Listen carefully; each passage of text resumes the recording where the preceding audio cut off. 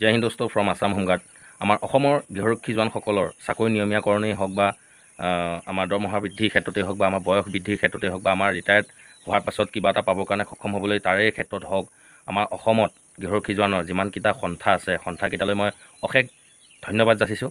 কিয়নো আমাৰ গৃহৰক্ষীজনৰ চাকৰি নিয়মীয়াকৰণৰ ক্ষেত্ৰত তেখেতলোকে বহুত মাত মাতি আহিছে, যিকেইটা সন্থা আছে, আৰু স্মাৰকপত্ৰও বহুতবাৰ সদনত তেখেতলোকে পঠিয়াইছে, কেইবাটাও প্ৰস্তাৱ লিখি, আৰু তাৰ ফলাফল আমি আগলৈকে পোৱা নাছিলোঁ। সেই প্ৰস্তাৱৰ উত্তৰটো আমি পোৱা নাছিলোঁ। কিন্তু এইবাৰ অসম বিধানসভাৰ বাজেটত আমাৰ গৃহৰক্ষী জোৱানৰ দায়িত্বত থকা মন্ত্ৰী ৰূপেশ গোৱালা ডাঙৰীয়াদেৱে সেই স্মাৰকপত্ৰৰ যোগেদি কি প্ৰস্তাৱ তাত উত্থাপন কৰা হৈছিল, আৰু সেই প্ৰস্তাৱৰ উত্তৰটো আমাৰ মাননীয় ৰূপেশ গোৱালা ডাঙৰীয়াদেৱে সদনত আজি উত্থাপন কৰিলে। তাৰ উত্তৰটো কি পালে আপোনালোকে নিজেই সেই ভিডিঅ' ক্লিপটো চাই লওক, আৰু যদি মোৰ চেনেলটোলৈ নতুনকৈ আহিছে তেনেহ'লে চেনেলটো ছাবস্ক্ৰাইব কৰি ল'ব আৰু আপোনালোকৰ বন্ধুবৰ্গৰ মাজতো শ্বেয়াৰ কৰি দিব, আৰু এটা কমেণ্ট কৰি জনাবলৈ নাপাহৰিব যে আপোনালোকে ক'ৰ পৰা চাইছে। তো প্ৰথমে আমি চাই লওঁ সেই ভিডিঅ' ক্লিপটোত আমাৰ ৰূপেশ গোৱালা ডাঙৰীয়াদেৱে কি উত্তৰ দিলে। সন্মানীয় সদস্য দেৱব্ৰত শইকীয়া ডাঙৰীয়াই জিৰ' আৱাৰত যিটো বিষয় আনিছে, আমি সকলোৱে গম পাওঁ যে Assam home guards act and rules 1947 amended in 2015।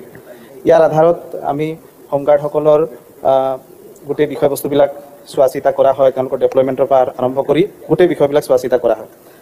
অধ্যক্ষ মহোদয়, আজিৰ তাৰিখত আমাৰ যিটো প্ৰেজেণ্ট ষ্ট্ৰেংথ সেইটো 26,673, আৰু আমাৰ যিটো অথৰাইজ ষ্ট্ৰেংথ সেইটো হ'ল 23,907। আচলতে আমাৰ যিটো অথৰাইজ ষ্ট্ৰেংথ তাতকৈ আমাৰ বেছি আছে মানুহ।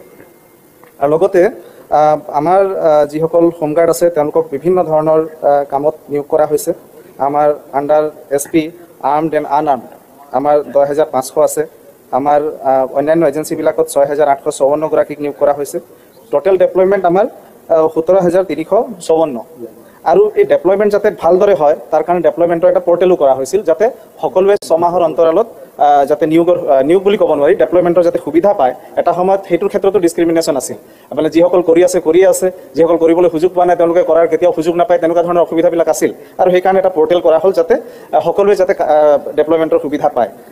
আৰু যিহেতু আমাৰ যিখন এক্ট আছে অধ্যক্ষ মহোদয়, সেই এক্টখনত আছাম হোমগাৰ্ডছ এক্টছ এণ্ড ৰুলছ সেইখনত স্পষ্টভাৱে লিখা আছে যে এই যিসকল হোমগাৰ্ড আমাৰ নিয়োজিত হৈ আছে তেওঁলোকৰ গোটেই নেচাৰটোৱে হ'ল ভলেণ্টাৰী নেচাৰ। আৰু যিহেতু ভলেণ্টাৰী নেচাৰ, গতিকে তাত স্থায়ীকৰণৰ বিষয়টো আহিব নোৱাৰে।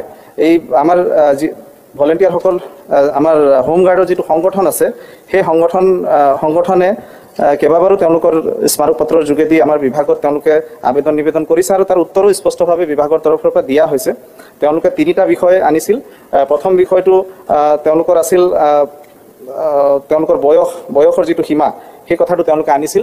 যিহেতু এইটো ভলেণ্টাৰী নেচাৰ আৰু আমাৰ এক্ট এখন আছে, এক্ট এখন থকাৰ পিছত আমি কোনো ধৰণৰ মানে বয়সৰ সীমা বৃদ্ধিৰ কথাটোও নাহে, আৰু ৰিটায়াৰমেণ্টৰ পিছত বা অৱসৰৰ পিছত কোনো ধৰণৰ ৰিটায়াৰমেণ্ট বেনিফিট বা অৱসৰ ভাত্তা দিয়াৰ ধৰণৰ বিষয়টোও নাহে। কিন্তু সদায় আমাৰ চৰকাৰখনে বিষয়টো গুৰুত্ব সহকাৰে লৈ আহিছে, আৰু লৈ অহাৰ কাৰণে আপোনালোকে সকলোৱে গম পায় যে এটা সময়ত তেওঁলোকৰ যিটো ডিউটি এলাউন্স, ৱেজ বুলি ক'ব নোৱাৰি, ডিউটি এলাউন্স এটা সময়ত তেওঁলোকৰ 300, এটা শ্ৰেণীৰ 300 আৰু এটা শ্ৰেণীৰ 315 টকা আছিল।